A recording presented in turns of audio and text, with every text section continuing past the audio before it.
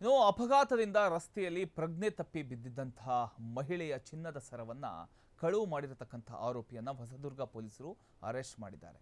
Govindaswamy arrest ಆಗಿರತಕ್ಕಂತಹ ಆರೋಪಿ car ಮತ್ತು bike ನಡುವೆ ಸಂಭವಿಸಿರತಕ್ಕಂಥ ಒಂದು ಅಪಘಾತದಲ್ಲಿ ಮಹಿಳೆಯೊಬ್ಬರು ಗಾಯಗೊಂಡು ಪ್ರಜ್ಞೆ ತಪ್ಪಿದರು. ಈ ವೇಳೆ ಗೋವಿಂದಸ್ವಾಮಿ ಮಹಿಳೆಯ ಕತ್ತಲಿದ್ದ 55 ಗ್ರಾಂ ಚಿನ್ನದ ಸರವನ್ನು ಕದ್ದು ಎಸ್ಕೇಪ್ ಆಗಿದ್ದ. ಪ್ರಕರಣ ದಾಖಲಿಸಿಕೊಂಡಂತಹ ಪೊಲೀಸರು ತನಿಖೆ ನಡೆಸಿದ್ದಾರೆ. ಹೊಸದುರ್ಗ ಪೊಲೀಸರು ಆರೋಪಿಯನ್ನು ಬಂಧಿಸಿ ಚಿನ್ನದ ಸರ ವಶಪಡಿಸಿಕೊಂಡಿದ್ದಾರೆ. ಚಿನ್ನ ಕದ್ದ ಗೋವಿಂದಸ್ವಾಮಿ ಈಗ ಜೈಲು ಪಾಲಾಗಿದ್ದಾರೆ.